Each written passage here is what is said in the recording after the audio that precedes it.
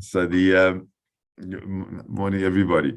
What I want to look at this morning is the way Moshe Rabbeinu narrates what happened at Har Sinai, because we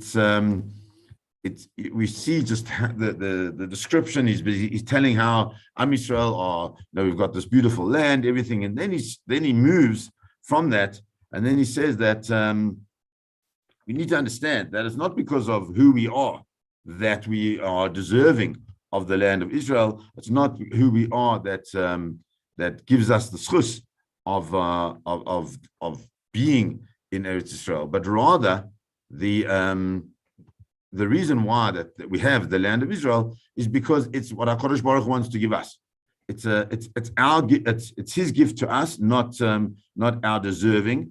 And the reason and the real reality is that it's just part of the great tzedek of Hashem. Because why? Zachor, and we now in chapter 9, verse 7. Zachor al tishkach et asher iktavta et Adonai lecha b'midbar. So remember what you did. Remember how you upset HaKadosh Baruch Hu. Remember from the day you left Mitzrayim until you reached this place, until you reached the border of Eretz Israel, Mamrim hayitim im Hashem. You were Mamrim. Now it's the same word that he used at the second time of the water where he hits the rock. It's clear that Moshe Rabbeinu has a deep upset with Bnei Israel and the manner in which they related with HaKadosh Baruch Hu. But he said it all started. Where did it really start? It all starts at Chorev.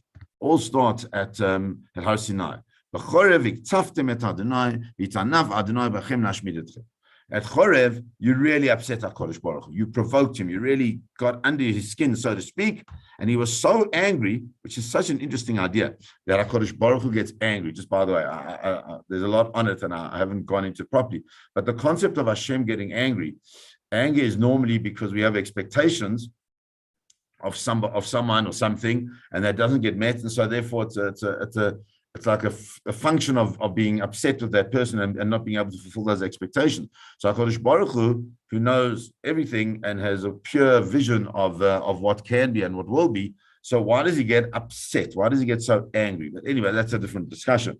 But HaKadosh Baruch Hu wanted to destroy them, to destroy Bnei Israel.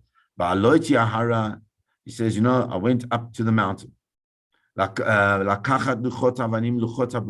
with me the Luchot HaBrit, which HaKadosh Baruch Hu had already made this covenant with you. And I was there for 40 days and 40 nights. I didn't eat and I didn't drink. Is he trying to guilt them out? No, he's not trying to guilt them out. What is he saying? He says that I'm trying to teach you something. I'm trying to teach you how we need to engage with HaKadosh Baruch Hu. And the Netziv says that, what does this mean? The Netziv says that in this concept, in this context, Kol mi she'eino oseh l'chayav ka'even hazeh la'asok b'Torah eino zocher l'divrei Torah. It says a person who doesn't make themselves like an open stone on which things can be written and things can be imprinted, they'll never get divrei Torah. That's why HaKadosh Baruch Hu used the avanim. It's difficult. It's difficult to what's the word? To entrench things into the stone.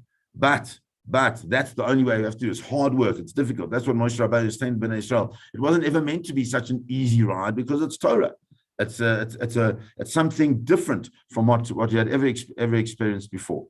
And he says, and I ate and I drank and everything, and I didn't eat and I didn't drink, and I was happy to do it. I was happy to do it because I was going to get this incredible gift. And what? Vayitena Adonai Elai Shnei Luchot Avanim Ktuvim Be'etz Pe'anim. And what a gift! Look what I got. I got these stones that were written with the finger of Hashem. Va'aleim k'chol adrim asher diber Adonai mechem b'har mitoch ha'esh b'yom ha'kal. And on it was written all these things that HaKadosh Baruch Hu had written with his hand, the way he had presented himself at the mountain when the mountain was burning, and Moshe Rabbeinu is really presenting this incredible story. And then, and then after those 40 days, HaKadosh Baruch Hu gives me Natana Adonai Eli et shnei luchot havanim luchot habrit. HaKadosh Baruch Hu gives me these luchot habrit, these unbelievably beautiful luchot tablets, right? And they stone, they tablets beautiful. So the Netziv says there, b'sha'ashe nigbar natina b'sof memyud. He says it's interesting that if you see the Torah presents these things as two things. The one side is luchot avanim, and then it's luchot abrit. Why does he say that? He says because that what's important for us to understand that at the beginning of the 40 days, things hadn't been completed. And therefore they were just called luchot avanim. They were just these stones. And it's only after the 40 days of Moshe Rabbeinu staying with HaKadosh Baruch Hu and learning the entire Torah that they become luchot abrit. And that's why he says that why is it only after the process that that they called the luchot abrit, the stones of the covenant, is because the covenant can only be solidified once everybody's accepted all the terms of the covenant. And so that only happened after the 40 days. And in order to achieve that, there needs to be an enormous amount of preparation. And Hashem gives him these luchot, as we know. Vayomer Adonai Eli. Hashem says to him, "Kum, raid maher mizeh, get up and go down quickly." Why? Because your people, Hashem no longer refers to them as his own people. Your people, your people who you took out of Mitzrayim have just gone off the rails. Suru maher min haderech. They've quickly gone off the derech. Asher tzivitim, which you commanded them. Asu lahem masecha, and they've made themselves an image.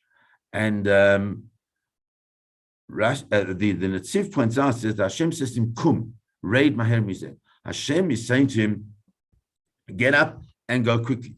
And why is he saying to him, "Get up and go quickly"? Why does he just say to him, if Hashem says to you, "Go," what are you? You're not going to get up and go quickly. If Hashem tells you, you're going to do it. And then the Tzif says, and it's such a beautiful thing that we don't often realize.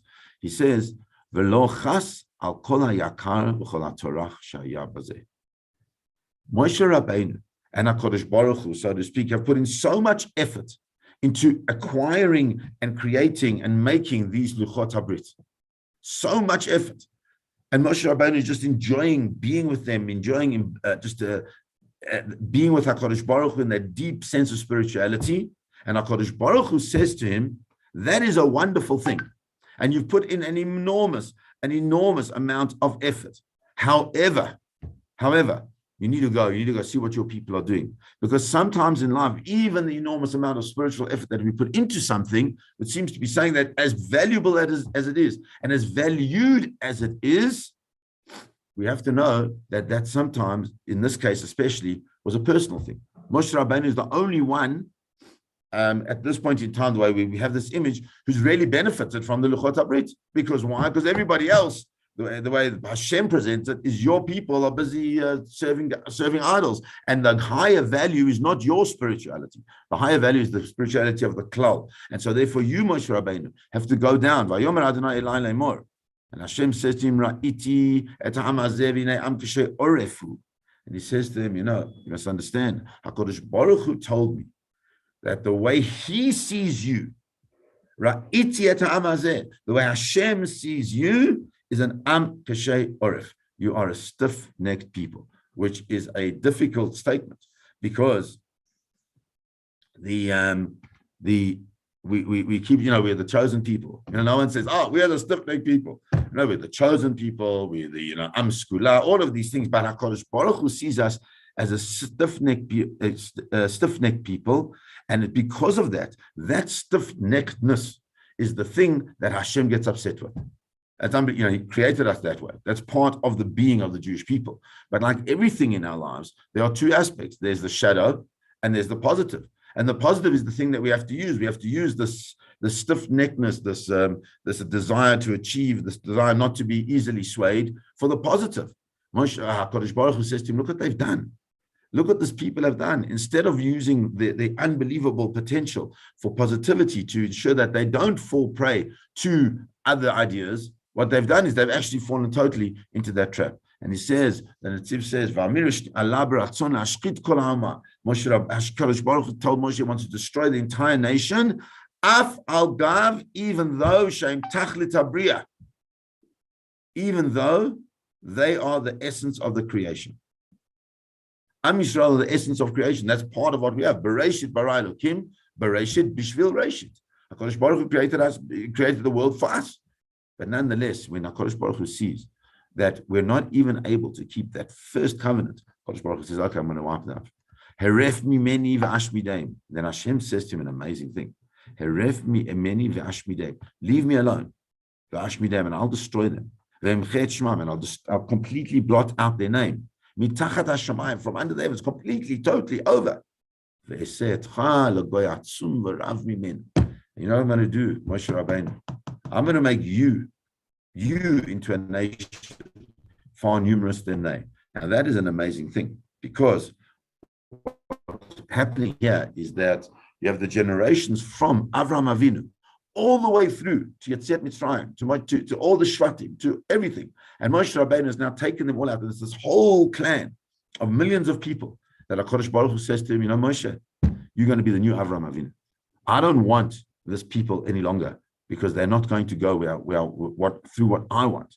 And it's an amazing thing that Moshe Rabbeinu doesn't tell of his response, except that Va'efen va'ered min hahar.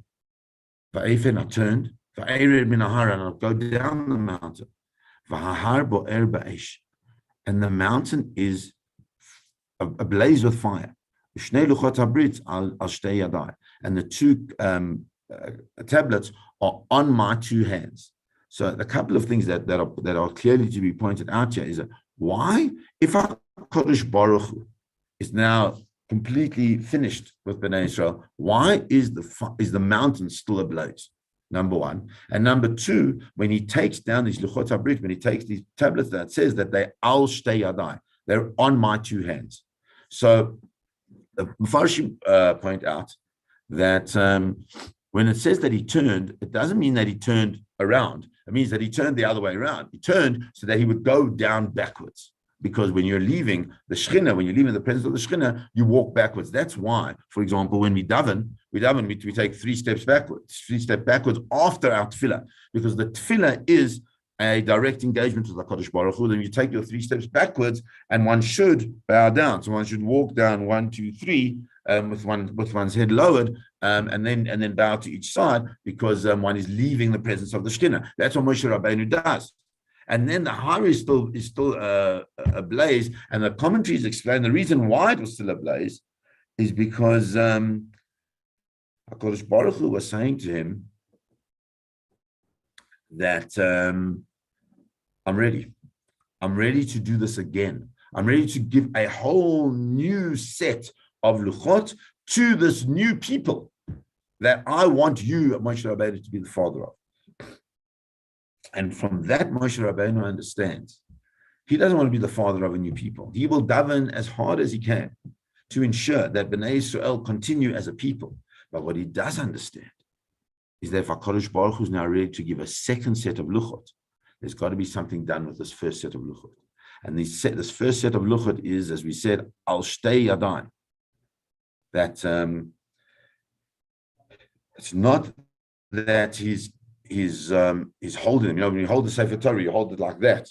Moshe Rabbeinu is holding them like this. It's quite a tenuous position for them to be in. The Chazal explained they were balancing. HaKadosh Baruch Hu made a miracle that they balanced on his hands. So he saw. And I saw actually the fact that Hashem wasn't, I don't know what he thought, that Hashem was being dramatic, I'm not sure, but I saw that you had sinned to Hashem. So you made this masecha, you made this calf. And I saw exactly what Hashem said you had done.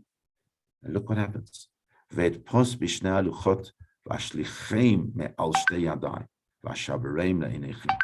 he says, what I did is that I then took these 2 luchot, which were at one point in time, they had been actually balancing on my hands. And I grabbed them. I grabbed them. And I took them and I threw them down. And I broke them in front of you.